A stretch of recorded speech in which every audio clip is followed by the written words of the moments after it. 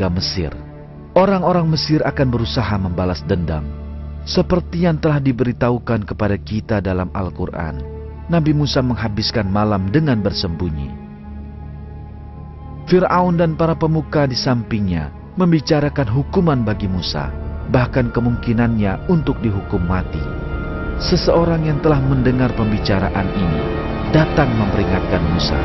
Segera setelahnya, Nabi Musa meninggalkan kota dan pergi meninggalkan Mesir. Nabi Musa menuju ke sebelah timur Mesir, ke Madian, melewati gurun Sinai. Menghadapi semua peristiwa yang menimpanya, Nabi Musa tetap bertawakal dan berdoa kepada Allah. Dalam perjalanan menuju Madian, ia berkata, "Mudah-mudahan Tuhanku memimpinku ke jalan yang benar." Nabi Musa bertemu dengan dua wanita di dekat sumber air Madian. Wanita-wanita itu takut pada penggembala lain yang ada di sana dan tidak dapat memberi minum hewan-hewan piaraan mereka. Nabi Musa bergegas membantu wanita-wanita itu dan memberi minum ternak mereka. Untuk membalas kebaikannya, ayah wanita-wanita ini mengundang Nabi Musa untuk membayar upahnya mengambilkan air untuk mereka. Ia meminta Nabi Musa untuk tinggal bersama mereka dan untuk membantunya. Ia berkata akan memberikan salah satu putrinya kepada Nabi Musa untuk diperistri. Nabi Musa menerima tawaran ini.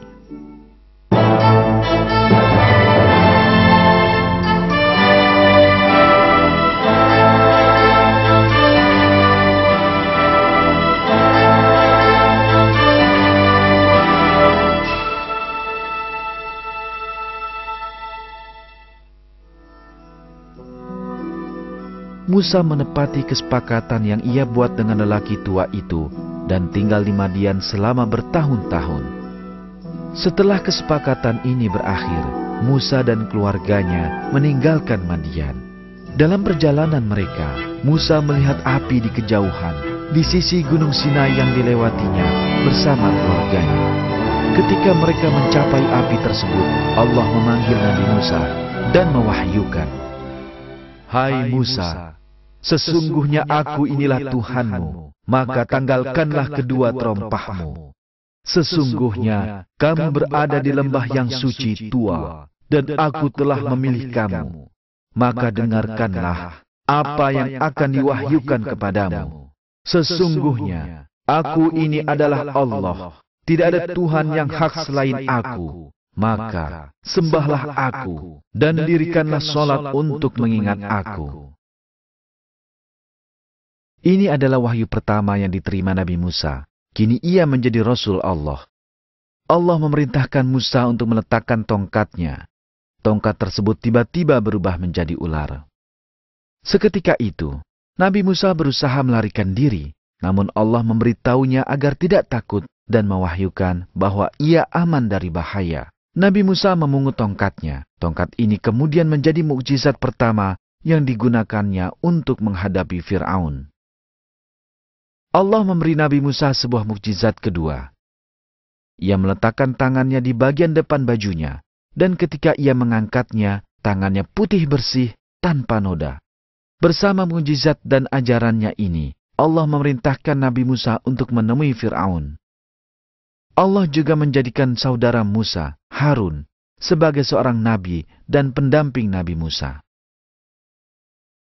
Maka datanglah kamu berdua kepada Fir'aun dan katakanlah, "Sesungguhnya kami berdua adalah utusan Tuhanmu. Maka lepaskanlah Bani Israel bersama kami, dan janganlah kamu menyiksa mereka. Sesungguhnya kami telah datang kepadamu dengan membawa bukti atas kerasulan kami dari Tuhanmu, dan keselamatan itu dilimpahkan kepada orang yang mengikuti petunjuk."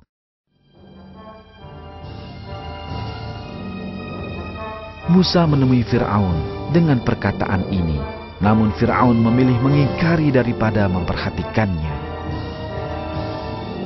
Fir'aun dan kalangan dekatnya meyakini tujuan Nabi Musa adalah mengambil alih kekuasaan dengan mengganti agama nenek moyang bangsa Mesir. Ini karena Fir'aun dan orang-orangnya mengambil keuntungan besar dari agama itu. Sehingga jika agama itu diganti, Fir'aun akan kehilangan seluruh kekuasaannya. Musa sama sekali tidak berniat menguasai Mesir. Musa meminta pembebasan Bani Israel yang telah hidup dalam keadaan yang sangat buruk. Atas permintaan itu, Fir'aun menjawab bahwa Nabi Musa telah dibesarkan dalam istana dan mempertanyakan lelaki yang telah dibunuhnya. Jawaban Musa atas semua perlakuan buruk ini adalah jawaban orang beriman sejati yang berserah diri penuh kepada takdirnya dan benar-benar memahami maknanya.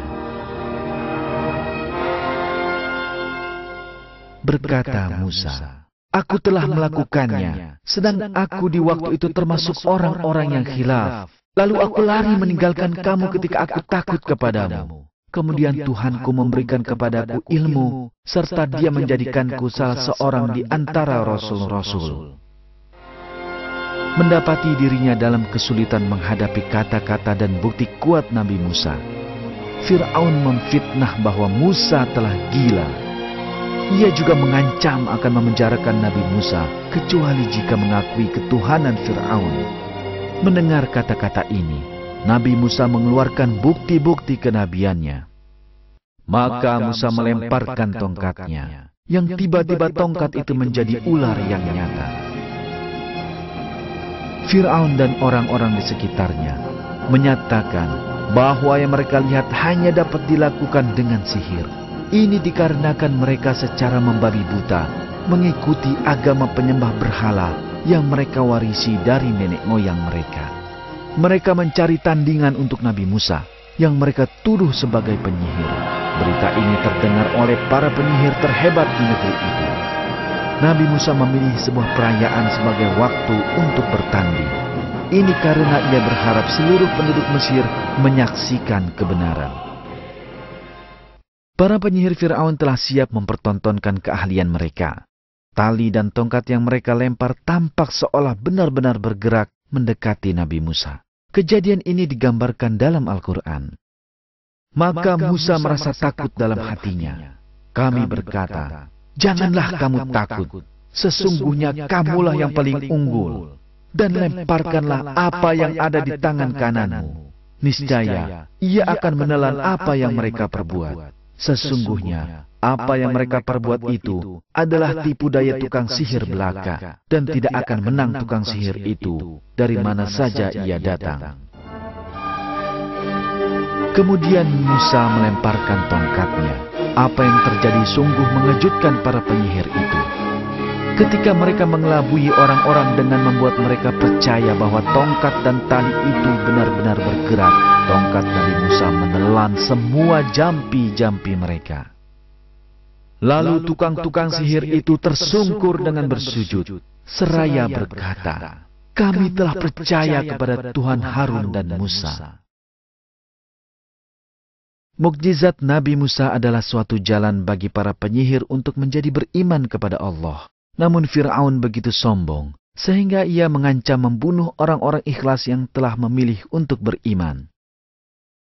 Berkata Fir'aun, "Apakah kamu telah beriman kepadanya sebelum aku memberi izin kepada kamu sekalian? Sesungguhnya ia adalah pemimpinmu yang mengajarkan sihir kepadamu sekalian.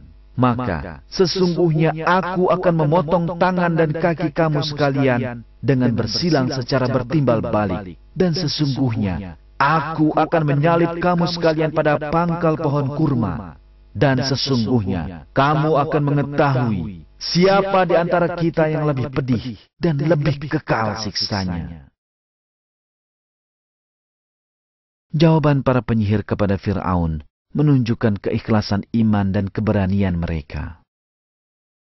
Mereka berkata, "Kami sekali-kali tidak akan mengutamakan kamu daripada bukti-bukti yang nyata yang telah datang kepada kami dan daripada Tuhan yang menciptakan kami. Maka putuskanlah apa yang hendak kamu putuskan. Sesungguhnya kamu hanya akan dapat memutuskan pada kehidupan di dunia ini saja. Sesungguhnya kami telah beriman kepada Tuhan kami, agar Dia mengampuni kesalahan